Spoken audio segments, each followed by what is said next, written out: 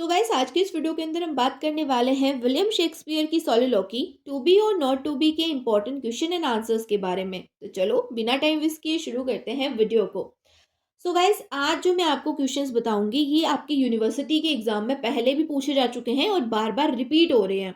और एक बात मैं आपको क्लियर कर दूं कि आपको टेंशन लेने की बिल्कुल भी ज़रूरत नहीं है, क्योंकि जो आपकी ये पोएम्स वाले चैप्टर हैं और स्पेशली ये जो टू बी और नॉट टू बी चैप्टर है, इससे ज़्यादा भारी भरकम क्वेश्चन नहीं आने वाले हैं। ठीक है, तो टेंशन बिल्कुल भी मत लो। ये जो चैप्टर है इससे ज़्यादा कुछ आपसे पूछा नहीं जाएगा। आपसे जो है इसकी थीम पूछ सकता है कि इस पोएम की थीम बता दो, या फिर आपसे बोल देगा कि कौन से वर्ड्स में लिखी गई है ये हमें बता दो।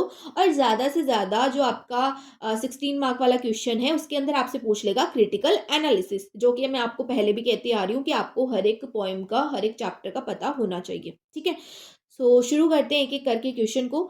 तो फर्स्ट क्वेश्चन आपसे पूछ सकता है कि what is the theme of the poem to be और नॉट टू बी। इसकी थीम क्या है? अब थीम होती है कि पोएम के अंदर ज़्यादा बात किस चीज़ पे की गई है, क्या क्वेश्चन अराइज किया गया है। तो अगर आपने पोएम पढ़ी है तो आपको पता ही होगा कि पोएम के अंदर क्या क्या हुआ था। अगर नहीं पढ़ी है तो मैं रिकमेंड करूंगी, मैं आपसे जो है रिक्वेस्ट करूंगी कि यार प्लीज़ जाकर के सबसे पहले पोएम को पढ़ो। हर एक चैप्टर की जो समरी है वो आपको पता होनी चाहिए। अगर आप बुक से नहीं पढ़ सकते तो आप जो है यूट्यूब के ऊपर वीडियो देख लो। मैंने भी जो है इस पोएम के ऊपर जो है एक समरी वाली वीडियो बनाई है। अगर देखना चाहते हो तो डिस्क्रिप्शन बॉक्स और कमेंट सेक्शन में उसका लिंक मैंने पिन कर दिया है। अगर मेरी वीडियो नहीं देखनी तो किसी और की देख लो, लेकिन समरी वाली वीडियो जो है आप देख लेना इस पोएम के क्वेश्चन को सॉल्व करने से पहले, है ना।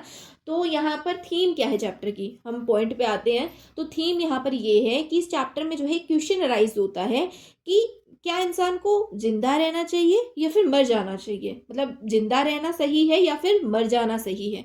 ये एक क्वेश्चन है जो यहाँ पे राइज किया गया है, और बाकी की जो डिटेल्स है वो आपको स्क्रीन के ऊपर दिख रही होंगी। आपको क्या क्या लिखना है इस क्वेश्चन के अंदर, आप क्या आंसर कर सकते हो, वो मैंने आपको जो है स्क्रीन के ऊपर बता दिया है।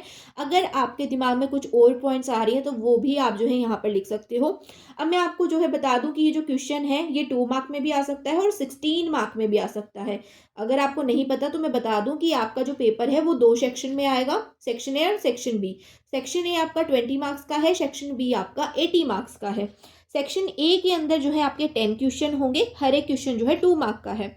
सेक्शन बी के अंदर आपको जो है 5 क्वेश्चन सॉल्व करने हैं, 10 में से 5 करने हैं, और हर एक क्वेश्चन जो है 16 मार्क का है। ठीक है, तो ये जो आपका क्वेश्चन है थीम वाला ये 2 मार्क में भी आ सकता है और 16 मार्क में भी आ सकता है।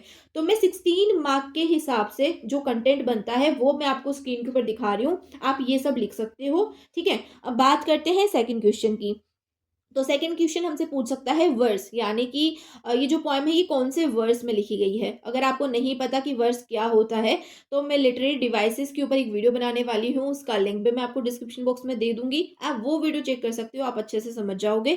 अभी के लिए आप समझो कि जो ये टू बी और नॉट टू बी पोएम है ये किस टाइप से लिखी गई है, हमसे ये पूछा जा रहा है। तो अगर आपसे पूछ लिया जाए in which verse form to be और not to be is written, तो आप क्या लिखोगे? ब्लैंक वर्स में। ये जो आपकी पोएम है ये ब्लैंक वर्स में लिखी गई है।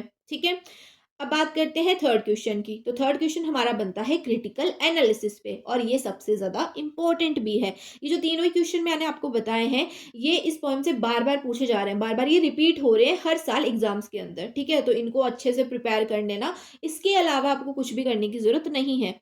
अब क्रिटिकल एनालिसिस, तो भाई क्रिटिकल एनालिसिस तो हम पहले भी बहुत सारे चैप्टर्स का देखते हुए आए हैं। तो हमें क्या लिखना है क्रिटिकल एनालिसिस में? तो सबसे पहले तो आप ये बताओगे कि इस पोएम को लिखा कब गया था। ठीक है, इस पोएम के राइटर कौन है, पोइट कौन है। उसके बाद में आप बताओगे थीम, इस पोएम की थीम क्या है, मतलब इस पोएम में क्या बताने की कोशिश की गई है ना। जो मैंने आपको पहले बताया था, थीम का जो भी आपने कंटेंट देखा उसको जो है आप क्रिटिकल एनालिसिस में लिख दोगे। उसके बाद में आप क्या लिखोगे? उसके बाद में जो है आप पोएम की डिटेल्स लिखोगे कि ये ब्लैंक वर्स में लिखी गई है और इसके अंदर क्या क्या हुआ था, कैसे कैसे हुआ था, है ना। सारी ही डिटेल्स आप लिखोगे और बस आपका जो क्रिटिकल एनालिसिस है वो खत्म हो जाएगा। बस इतना ही लिखना होता है, इससे ज़्यादा आपको कुछ नहीं करना। अगर इतना कर लेते हो तो 16 मार्क आपके। अब मैं आपको बता दूं कि जो क्रिटिकल एनालिसिस वाला क्वेश्चन है वो ज़्यादातर जो है 16 मार्क वाले क्वेश्चन में ही आता है। 2 मार्क का क्रिटिकल एनालिसिस कोई भी आपसे नहीं पूछेगा। तो आप जब भी क्रिटिकल एनालिसिस प्रिपेयर करो किसी भी पॉइंट के लिए, तो आप जो है इतना कंटेंट प्रिपेयर करो कि आप जो है 16 मार्क वाले क्वेश्चन है 5 से 6 पेजेस लिख सको। इतना कंटेंट आपको प्रिपेयर करना ही पड़ेगा। अगर आप इससे कम करते हो तो भाई नहीं होगा, ठीक है। 2 मार्क वाले क्वेश्चन में क्रिटिकल एनालिसिस कभी भी नहीं पूछता। या तो आपसे जो है 12 मार्क में पूछेगा या फिर 16 मार्क में पूछेगा, इससे कम में आपसे नहीं पूछेगा, ठीक है। तो ये कुछ इंपॉर्टेंट क्वेश्चंस थे इस चैप्टर से। इसके अलावा जो है कुछ भी इस चैप्टर से नहीं पूछा जाएगा। तो होप सो आपको ये वीडियो अच्छी लगी होगी, समझ में आया होगा कि आपको क्या प्रिपेयर करके जाना है अपने एग्जाम के लिए। तो best of luck for your exam जब भी होंगे आगे चल के। अगर आपको किसी और टॉपिक पे वीडियो चाहिए तो आप मुझे कमेंट सेक्शन में बता सकते हो। तो मिलते हैं नेक्स्ट वीडियो में, तब तक के लिए bye, take care, keep watching, keep learning, love you all.